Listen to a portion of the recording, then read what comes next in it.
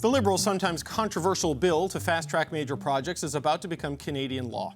The Senate passed Bill C-5 today after voting down every amendment senators proposed in the Red Chamber. That included one introduced by Senator Paul Prosper, which would have put the free, prior and informed consent of Indigenous peoples in the criteria for picking projects. This country has passed laws that restricted our ability to leave our reserves. They have forbidden us from practicing our traditions and from speaking our language. That is why we push so hard in this new era of reconciliation, to ensure there is no backslide. Frankly, I share a certain amount of skepticism about the honour of the Crown, but there's no amendment we can pass to change that. I don't think there's anything more we can do to the text of the bill to protect Indigenous rights. So was the Senate's rush study of Bill C-5 enough? Well, Senator Paula Simons joins me now for that conversation. Senator, it's good to see you. Thank you for coming in. Good to see you too. Okay, so under this tight timeline, how meaningful of a look do you think the Senate was able to give this legislation? I think we did the best we could in the time we were provided. I mean, we had hours and hours of hearings under Committee of the Whole. Committee of the Whole means every senator in the chamber got the chance to ask ministers the question, got the chance to ask witnesses questions, but it was not nearly as thorough a study as it would have been had we had the time to send the bill to the appropriate committees, which in this case would have been Energy and the Environment and Indigenous Peoples. Right. So it did get a pretty good going over in that marathon session in the House Transportation Committee, or Transport Committee, I believe it was, where they made a bunch of amendments. How different do you think the legislation might have looked had you had more time to do your work there? I think the real challenge is that because we received the bill after the House had risen, we really were painted into a corner. If we had made amendments today, and some of the amendments we had before us were very good and very worthy, but we knew that if we made amendments, we would either require all the MPs to come back from their summer vacation and make the Prime Minister very unhappy, or we would have to wait until September. Now, logically speaking, there was no reason not to wait till September. No project is going to get built this summer. But the Prime Minister had made a commitment that the bill would be passed by July 1st. And so I think a lot of the senators felt an intense political pressure to do that. And we don't like being squeezed. We don't like being made to feel superfluous. And so I think, some senators had very principled objections to the bill itself, and a lot of senators had objections to the process. Right. So when you say political pressure, was that inferred, or was there overt pressure put on senators to get this through to you? Well, I mean, it was subtler than that. But I think anytime you have a Prime Minister with a new mandate and a Prime Minister who gets the bill through the House with the full-throated support of the official opposition and a massive majority, there is a convention that says that if a Prime Minister runs on a topic, wins a mandate, had it in the platform, that we, the appointed House, show proper deference to the elected House of Commons. And so we did our job of laying out all our concerns very clearly. And that way, if something does go sideways, we will have the somewhat dubious pleasure of being able to say, we told you so. Right. So it's a fast-tracking of legislation to fast-track projects. I've sort of described it as like a nexus card for major projects. It gets to skip the line, but, even though it gets to the front of the line, it's still got to go through the metal detector and through the security. But there's concerns there that how this intersects with Indigenous rights and consultation and treaties and environmental regulations. And on the Indigenous issue, it says in the legislation, groups must be consulted. And the consultation process, it's been established in other bills and in legal decisions. Is that enough to satisfy those concerns, or do you think it needs more there? Well, it depends what you mean by satisfy concerns. I think legally it is probably enough. Whether it's enough politically is an entirely different question. Right. Because I don't think that the bill is so horrifically deficient in the attention it will pay to Indigenous rights. But Indigenous leaders feel like they've been rushed. Indigenous leaders feel like they weren't consulted. And I worry that the delicate relationship of trust that's been built up over the last decade could be really frayed. Because in point of fact, it doesn't matter what the bill actually says. If people feel that they were disrespected, that is going to come back to splash the government. And it's going to cast a shadow over the entire project assessment process. Right. So we watched last Friday when the Prime Minister and a lot of his Indigenous MPs and Mandy Gold-Masti and Rebecca Alty and the other ministers who work on the Indigenous files, he came out after it passed the House of Commons, and it was an issues management press conference rather than a celebratory press conference, and tried to give a lot of reassurances that if people felt rushed and ignored, that they had not been, and he's promised these summits, with the Métis, the AFN, and the ITK. Does that in any way ease the concerns of the upper chamber, your concerns on how this is going to be handled? I don't know that it eases the concerns of my Indigenous colleagues who felt that just because you have the groups doesn't necessarily mean that you have the rights holders. You're speaking to the political stakeholders. One Indigenous senator referred to them as lobbyists, which is maybe a little unkind. But, the point they made is, do those people actually have the rights holding status to make those negotiations happen? But I think, in all honesty, Prime Minister Carney and Minister Alty have some work cut out for them to rebuild those relationships. I don't think it's impossible, but I think if you start off on the wrong foot, it's pretty hard to get your rhythm. Yeah, and part of the challenge now is that you won't really know until you see it in practice, until you see the office set up in a project, Exactly. going through the process. And one of the challenges is I've been told that inside they call them ponies, projects of national interest, and so I had some fun talking about ponies in the Senate. The way the bill works, a project has to be designated first. So everybody has to get together and agree that this is a project that's really important, of national interest, and you get the consultation up front, and then you do the environmental assessment. So my question is, if you put the cart before the horse that way, does it taint the objectivity of the environmental assessment? Or if you get an environmental assessment and it turns up something that's problematic, are you going to be able to be brave enough to go back and say, we designated this a project of national interest, but maybe there are problems with it, it's not appropriate. And so it's the prejudging that concerns me as much as anything. Well, the designation, it gives it a permit to move forward. It tries to streamline it, but it's not final sanction, right? So it still has to, to skip the line, but go through the security. But when you get to the very end of the bill, there are those things that people like to call the Henry VIII clauses. Yes, the exemptions. They do say that if a project is deemed to be sort of important enough, that government can say, maybe it didn't quite pass every single test for nesting bird sites or migratory waterfowl. So where does that leave us on proper environmental assessment? Because it does say that one of the conditions it has to advance the clean, agenda, but there are these fine print exemptions in the annexes that people are worried about. What's your sense of it? Well, the devil will be in the details. I mean, one of the things that the bill also does is it excludes this legislation from the Joint Committee on the Scrutiny of Regulations, which is not perhaps the sexiest committee in the Senate, but which does delve into those very, very fine details. And so that won't happen.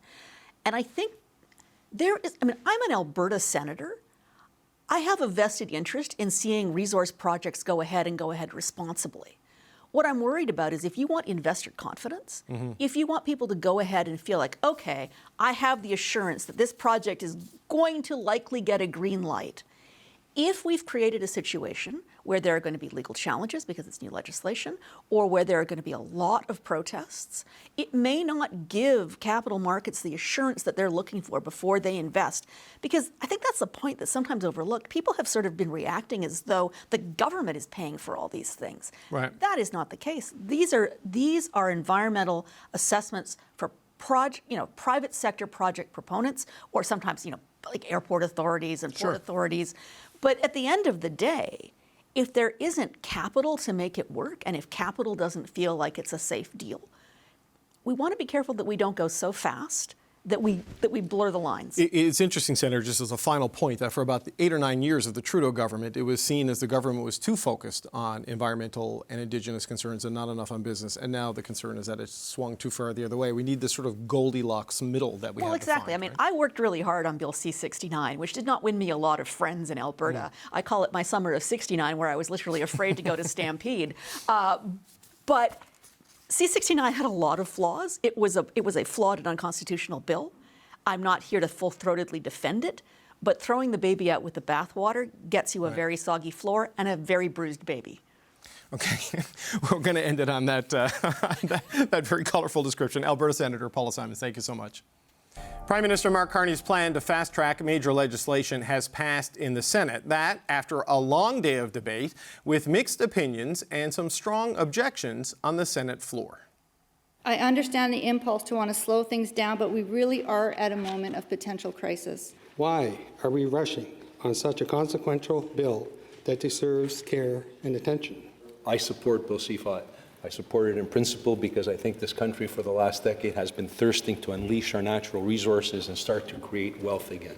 Indigenous rights are not red tape, and certainly workers' rights and protections are not red tape. None of these legal rights in Canada are red tape. Okay, you saw the range of opinions in the Senate. We're going to get a range of opinions from the power panel. Cameron Ahmad was the head of communications to Prime Minister Justin Trudeau. Amanda Galbraith was an advisor to former Prime Minister Stephen Harper. And Shachi Kurl is the president of the Angus Reid Institute. It's good to see you all, gang. Happy Thursday. Shachi, let's start with you on this. You know, we saw there the concerns from the senators. Their words match up with a lot of the data we're seeing on the fast track plan that, you know, broad support, but some very specific hesitancies. What are your thoughts on it?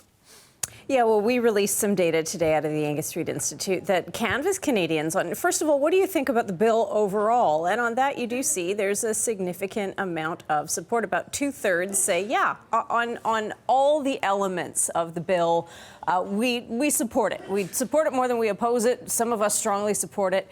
But it's when you get into those individual elements that the pushback really starts to come to light. Nearly half of the country say, look, the idea of condensing or altogether bypassing some elements of environmental review, they're not kosher with that. They're not okay with that. Other issues around elements on who has final say or who has the veto on provincial power. Are there projects that can or should be designated in the so-called national interest? And does that override what the provinces want? And again, particularly, no surprise, in Quebec, but also in British Columbia, you start to see more opposition to that. So it's a directional arrow, but it's not necessarily, without its landmines or its potential pitfalls. Right. So, Cameron, this has been sort of the debate here in Ottawa, right? That a lot of the parliamentarians in the House and in the Senate, they broadly support the idea of getting projects done more quickly,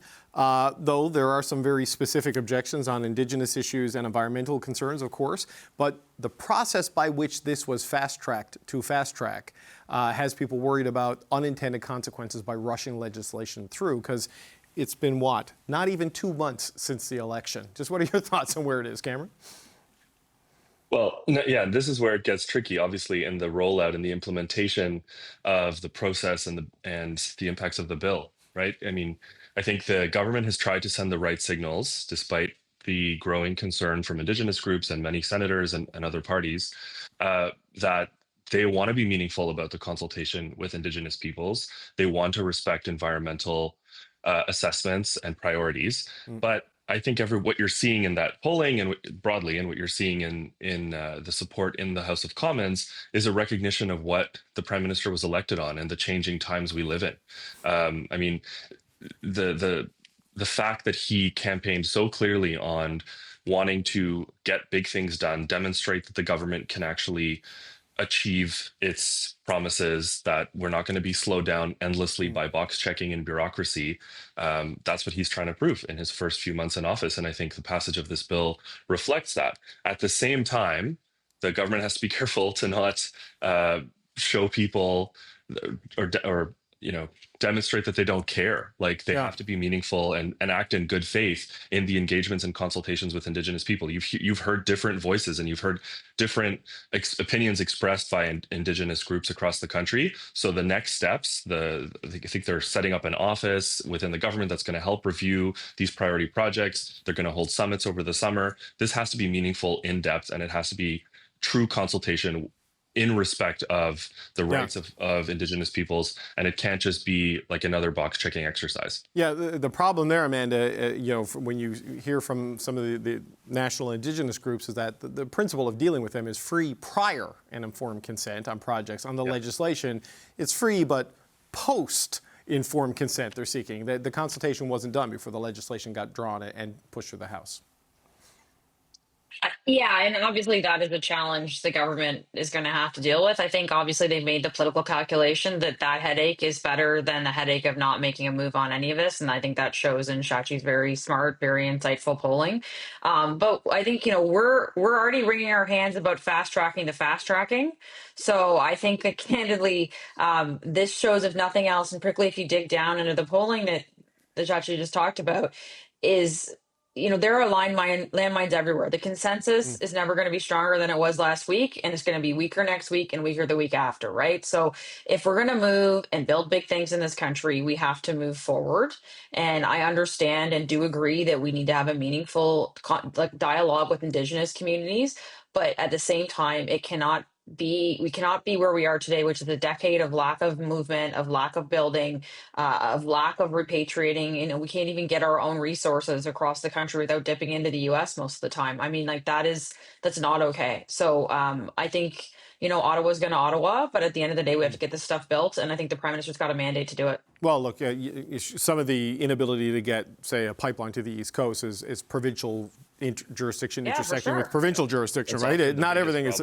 Yeah, I mean, the last big pipeline that got built was the federal government buying it and building it to settle a provincial border dispute, right, between Premiers Horgan and Notley. But, Chachi's Cameron said the changing times in which we live.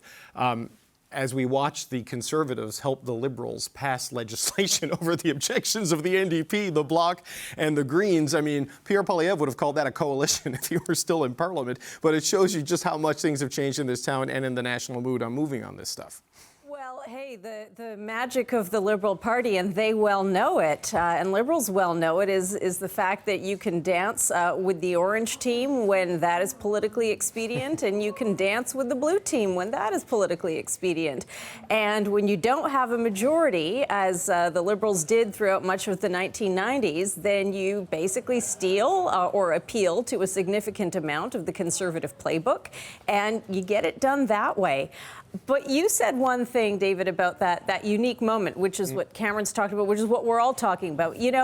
Public opinion changes. It shifts, it changes, and it does bring to mind if we have a Quebec election coming up, as we know we do, right, and we start to hear from leaders saying, hell no, this will never happen, not through our land, not on our territory, not without our say-so. That can change things very, very quickly. If we start to see the summer of road blockades, that can change things very, very quickly.